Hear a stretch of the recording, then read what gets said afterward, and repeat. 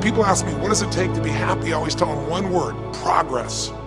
Progress equals happiness. Even if you're not where you want to be yet, if you're on the road, if you're improving, if you're making progress, you're gonna love it. You're gonna feel alive. On the other hand, it doesn't matter how successful you are, if you stop growing, you start dying inside. I've always had this belief: if you want to be successful at anything in life, never leave the sight of setting a goal without doing something that commits you to fulfillment.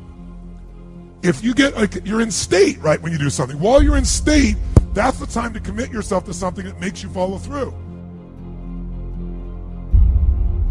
So I'd call somebody up, I'd schedule something, I'd lock in the next meeting, I'd sign up for the class, I'd enroll the guy who was going to mentor me, I'd set the meeting with a mastermind of people I met. I did something so that whatever I committed to, there was something when I went home that would pull me there. It's structure. This could be the greatest time you ever live if you control what you focus on, if you find a more empowering meaning, and if you decide to model the actions of those who succeeded before you. It can be the best financial time, the best emotional time, the best spiritual time of your life, but you better take control of your state. And if you think you're going to do it just by today, you're wrong. You're going to need to get yourself some rituals. Right now, every one of you in this room is controlled by your rituals. I don't just mean this one.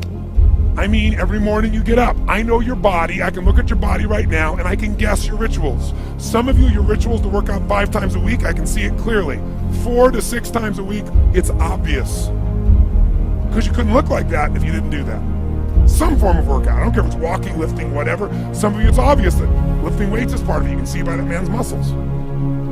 I know what his rituals are, because your life comes from your rituals. If you don't develop the ritual, you're kidding yourself.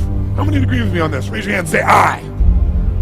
And there are rituals that put you in state, and there are rituals that take you out of state.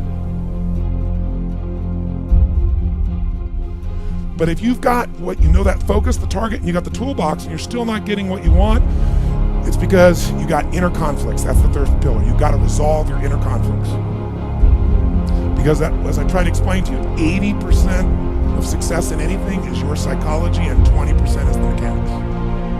So those inner conflicts are when you take 2 steps forward, you pull 3 steps back. Right? When you say, boy, I'm totally committed to this, but you don't follow through. This is my expertise, the why guy part. Why? Why do you keep saying you want this? You have crystal clarity, you have the tools, and you're still not getting it? There's a conflict in you. Align your life with what is most important to you. And then once you are in a position where you're aligned, guess what you'll do? Take action. You won't even have to work at it. When everything's in alignment, there's nothing pulling you away, boom, you go for it.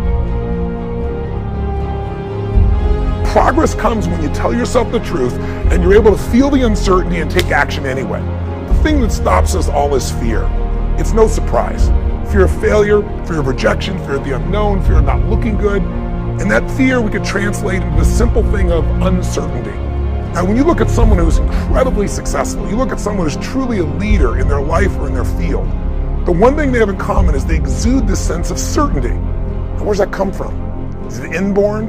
Are they lucky? Are things just going their way? No, great leaders know how to step in the uncertainty and bring the certainty to the situation. Most people in life, we really feel like the level of stress in our life comes to how much of life do you feel like you control, or how much does life control you? Do you tend to control more of what's going on, or events controlling you? It's very easy to have those events start to take control unless we take control of what's between our ears, our own mind. You see, what you and I focus on massively affects how we feel, whether we're thriving or surviving. If you focus on what you can't control, if you focus on the past, if you focus on what's missing from your life constantly, that pattern of focus will make you frustrated, overwhelmed, depressed.